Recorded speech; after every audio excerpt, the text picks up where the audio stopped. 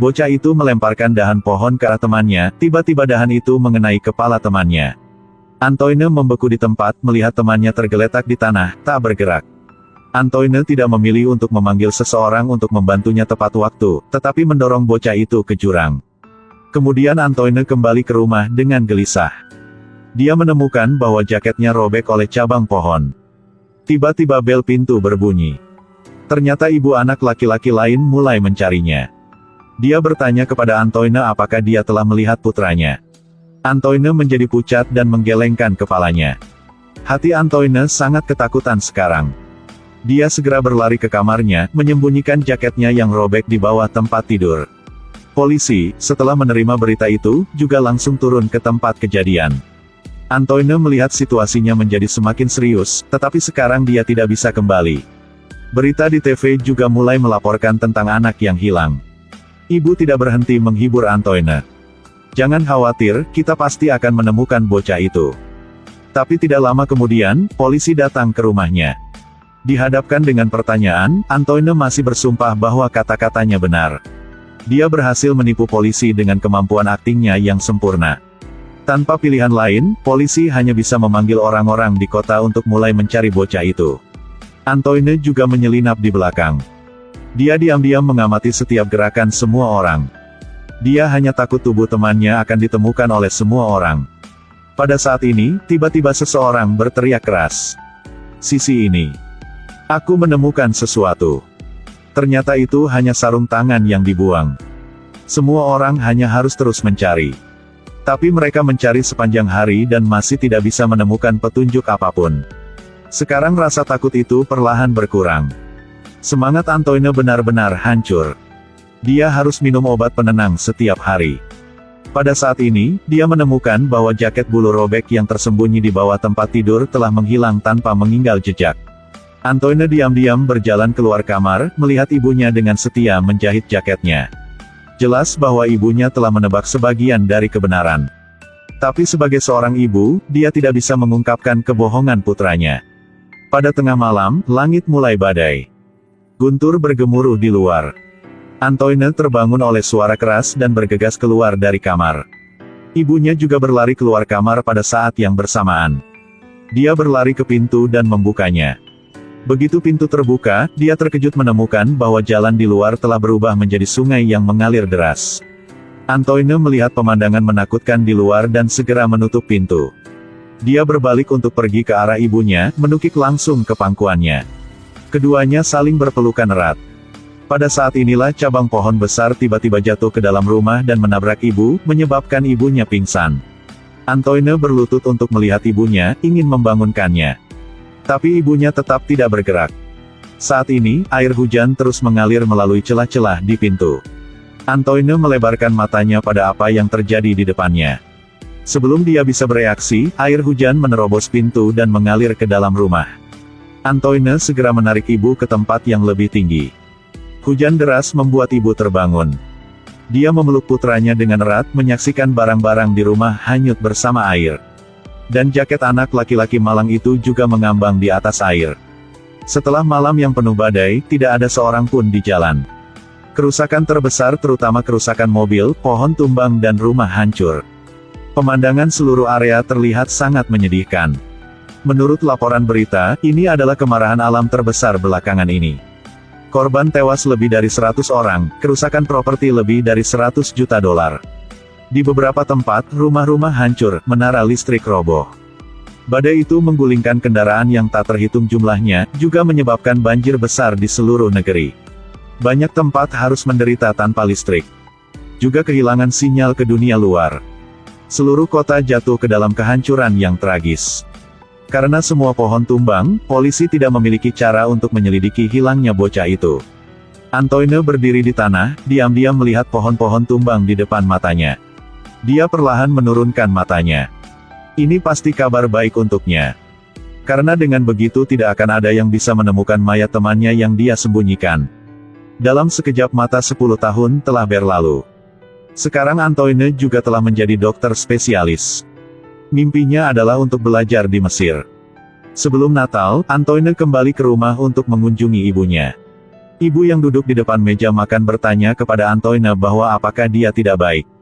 Setelah berbicara beberapa kalimat, Antoine menjadi sedikit tidak sabar. Setelah mencium ibunya, dia berbalik dan pergi untuk mempersiapkan pesta Natal. Di pesta hari itu, Antoine dan teman lamanya sedang mengobrol dan curhat. Lalu tiba-tiba terdengar teriakan keras menyela pembicaraan. Sang ibu menyuruhnya pergi ke sana dan memeriksa. Setelah memeriksa lukanya dengan hati-hati, Antoine berkata sambil tersenyum bahwa selama lukanya dirawat, itu akan baik-baik saja. Pada saat yang sama, pesta secara resmi dimulai. MC mulai memperkenalkan program hari ini. Setelah beberapa aksi pembuka, semua orang bebas melakukan apapun yang mereka inginkan. Saat ini Jenny sedang merokok di luar. Antoine membuka pintu dan datang untuk berbicara dengannya. Keduanya mulai berbicara tentang kehidupan masing-masing saat ini. Karena Antoine adalah orang yang progresif, dia berpikir bahwa tinggal di kota tidak akan membantunya mencapai potensi penuhnya. Dia mengatakan bahwa mimpinya adalah pergi ke Mesir untuk belajar dan menjadi seorang dokter. Masa depan akan sangat cerah. Antoine langsung mengatakan bahwa dia naksir Jenny sebelumnya. Tapi Jenny memberitahunya bahwa tahun itu dia juga menyukainya. Kemudian Jenny berbalik dan pergi ke aula, Antoine mengikutinya ke dalam. Dia duduk di depan dokter, mendengarkan mereka berbicara. Pada saat ini, semua orang berbicara tentang klinik dokter, mengatakan bahwa kalau kliniknya memberikannya secara gratis, tidak ada yang membutuhkannya. Dokter segera menatap Antoine dan ingin menjual klinik itu dengan harga murah. Antoine terus menolak, mengatakan bahwa dia tidak akan tinggal di kota di masa depan. Dokter melihat itu dan hanya berharap dia sukses di masa depan. Penolakan Antoine yang ceroboh membuat dia harus membayar mahal. Setelah pesta selesai, Antoine kembali ke rumah, dan ibunya berbicara dengannya tentang klinik. Antoine dengan tegas menolak. Kemudian dia dengan senang hati memotong ayam untuk ibunya. Keesokan paginya, Antoine pergi ke supermarket untuk membeli barang dan bertemu Jenny. Keluar dari supermarket, dia juga memamerkan absnya yang kencang. Setelah memuji Antoine sepenuhnya, keduanya kembali ke rumah bersama. Antoine mengambil foto Jenny yang dia simpan. Dia merasa sangat tersentuh. Langsung mencium Antoine dengan penuh gairah. Setelah beberapa saat, Antoine duduk kosong di tempat tidur sambil berpikir. Dia menoleh untuk melihat Jenny yang masih tidur nyenyak. Tiba-tiba, suara ibunya membuyarkan pikirannya. Antoine buru-buru berpakaian dan bergegas ke ibunya. Kemudian dia membawa ibunya ke kamar sebelah, Jenny mengambil kesempatan untuk pergi keluar. Selanjutnya, Antoine harus bertindak sendiri. Dia ingin pergi ke Mesir untuk mewujudkan impiannya. Tetapi pada saat inilah dia melihat banyak mobil di hutan. Setelah bertanya kepada pamannya, dia mengetahui bahwa kota itu memperluas ekonominya, merencanakan rencana hutan. Kemudian jual kayu itu ke bengkel pertukangan besar. Untuk mengkonfirmasi keaslian ini, Antoine langsung pergi ke hutan untuk memeriksa. Menyaksikan setiap cabang jatuh, dia jatuh ke dalam perenungan. Karena dia khawatir tubuh temannya pada masa kecilnya akan tergali sewaktu-waktu. Antoine dengan bersemangat kembali ke rumah mencari semua yang bisa dia gunakan. Tiba-tiba dia menemukan sebuah kotak. Membukanya, ternyata itu semua koran lama yang melaporkan mencari bocah itu. Dia segera menutup tutupnya. Kemudian Antoine pergi ke sisi ibunya, memeluknya, mengucapkan selamat tinggal sementara. Malam itu, Antoine mengambil peralatannya dan pergi sendirian ke hutan di gunung. Dia berencana untuk menemukan tubuh temannya dan kemudian diam-diam membawanya ke tempat lain. Antoine menyalakan senter, memasuki tempat yang tidak akan pernah dia lupakan dalam hidupnya. Antoine melihat tubuh itu, tetapi untuk waktu yang lama masih tidak bisa menggalinya. Saat dia mencoba lagi, seorang pekerja mendengar suara dan berjalan ke arahnya, yang membuatnya takut dan segera berlari pulang. Keesokan harinya, Antoine bangun, minum pil obat penenang biasa. Dia akan sarapan ketika dia mendengar isak tangis ibunya. Dia segera berlari ke sisi ibunya. Tapi dari neneknya, dia mengetahui bahwa mayat temannya telah digali. Antoine tidak mengatakan sepatah kata pun, diam-diam memeluknya dalam pelukannya. Pada saat yang sama, kantor kejaksaan menerbitkan hasil otopsi. Mereka mengatakan di tubuh anak laki-laki itu ditemukan rambut yang aneh. Yang menurut hasil DNA, rambut itu milik pria kulit putih. Selain itu, setelah membandingkan DNA, mereka mampu membantah kecurigaan tersangka dari hari sebelumnya. Ayah anak laki-laki itu sangat marah, berteriak dengan marah. Dia menyarankan melakukan tes DNA pada semua warga kota, sehingga menemukan pelakunya. Tetapi jaksa mengatakan bahwa pembunuhnya bukan hanya orang di kota, itu juga bisa menjadi orang luar. Jadi menyangkal pendapatnya. Kemudian mereka menyatakan persidangan berakhir. Sekarang, kecemasan di hati Antoine juga lega untuk sementara. Jenny tiba-tiba datang kepadanya dan mengatakan kepadanya bahwa dia yakin bahwa dia hamil. Tapi Antoine tidak percaya, menegaskan bahwa anak itu bukan anaknya. Tanpa diduga Jenny tidak ingin aborsi, dia ingin menikah dengannya.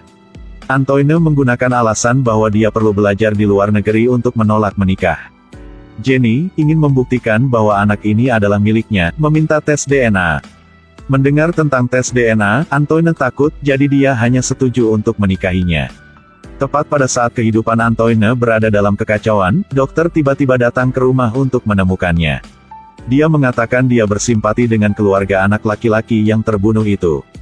Putra mereka dibunuh oleh orang lain tetapi mereka tidak pernah tahu siapa pembunuhnya. Dia merasa sangat kejam, jadi dia duduk di sebelahnya, lalu berbicara tentang 15 tahun yang lalu. Besok aku akan berpura-pura tidak tahu apa-apa. Dokter itu sangat gigih, bahkan mengatakan bahwa dia akan mengirim surat ke pengadilan kota. Setelah dia mengucapkan kata-kata ini, Antoine tahu bahwa dokter tahu semua rahasianya. Setelah dokter mengatakan itu, dia mendorong pintu terbuka dan pergi. Dan Antoine, karena dia ingin menghentikan dokter, pergi ke rumahnya dan berkata dia akan membeli klinik dengan harga tinggi. Tapi nasib buruk tidak berhenti di situ.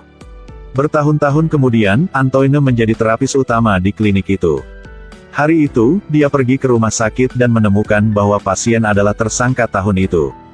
Dia menemukan Antoine, menceritakan tujuan sebenarnya datang ke sini. Dia memberitahu Antoine bahwa dia dan ibunya telah lama jatuh cinta, jadi dia bertindak seolah-olah tidak ada yang terjadi. Dia memberi Antoine surat. Dalam surat itu adalah jam tangan yang jatuh ketika dia mendorong temannya ke bawah jurang. Pria itu kemudian berbalik dan pergi. Setelah mengucapkan selamat tinggal kepada ibu Antoine, dia masuk ke mobil dan meninggalkan tempat ini. Antoine tidak perlu khawatir lagi. Tetapi apakah dia benar-benar tidak perlu khawatir atau malu? Tidak ada yang bisa tahu. Dalam sekejap mata, ini Natal tahun depan. Dia dan keluarga Jenny dengan senang hati merayakan Natal. Pada saat ini, Jenny, saudara perempuan temannya yang meninggal menjadi istrinya. Orang tua anak laki-laki itu juga menjadi orang tuanya. Dan mimpinya juga karena anak laki-laki itu yang tidak akan bisa dia penuhi seumur hidupnya. Sejak itu dia dikurung di kota ini, seperti berakting dalam drama. Mungkin Antoine tidak dihukum oleh hukum. Tetapi karena tindakan 3 hari yang singkat tahun itu, dia tidak bisa menghilangkan rasa bersalahnya selama sisa hidupnya. Sama seperti judul film ini, 3 Days and One Life. Kesalahan yang pernah kamu lakukan, mungkin akan membuatmu menyesal seumur hidup. Itu juga merupakan dosa yang tidak dapat kita ubah atau perbaiki dalam hidup ini. Selamanya akan membekas di hati, menjadi obsesi bahkan menjadi beban psikologis. Manusia memang tidak sempurna, tapi kita bisa mengendalikan diri untuk meminimalisir kesalahan yang akan kita lakukan. Agar tidak menyesal di kemudian hari. Hidup itu seperti permainan yang tidak pernah berakhir, untuk waktu yang singkat, meskipun tidak mungkin untuk memprediksi apa yang akan terjadi. Tapi yang bisa kita lakukan adalah menjalani yang terbaik yang kita bisa.